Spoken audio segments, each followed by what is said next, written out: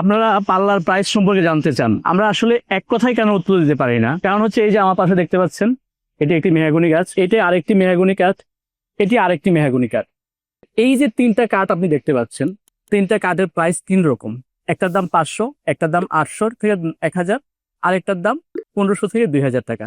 এই তিনটা ক্যাটাগরির দরজা যখন আমি বানাই, তখন তিনটা প্রাইস তিন রকম হয়। আমাকে আগে বুঝতে হবে আপনি কোন ক্যাটাগরির পাল্লাটি নিতে যাচ্ছেন। এই ধরনের যে এই মেহগনির পরে আছে সেগুন, সেগুনের পরে আছে গামারি, এই প্রত্যেকটা সেক্টরেই কোয়ালিটির ভাগ আছে, যার কারণে বিভিন্ন রেটের পাল্লা হয়ে থাকে। এই জন্য আপনারা প্রথমে বুঝতে হবে আমাদের কাছ থেকে কনসেপ্ট, যদি আমাদের কাছে পরামর্শ চান যে কি ধরনের বাজেট আপনি অ্যাফোর্ড করতে পারেন আর এর মধ্যে বেস্ট কোনটা মানে কোয়ালিটি হতে পারে, দেন আপনার সাথে আমাদের একটা পাল্লার প্রাইসের একটা নির্ধারণ করার ব্যাপার আছে। সাধারণত অনলাইনে যারা কাঠ বিক্রি করে, এই যে উপরের মেহগনি যেটার দাম 500 টাকা করে সিএফটি, এটাকে কেমিক্যাল ট্রিটমেন্ট করে আপনার কাছে খুব কম দামে একটা প্রাইস উপস্থাপন করে, যার কারণে আপনি আসলে কনফিউজড হয়ে যান।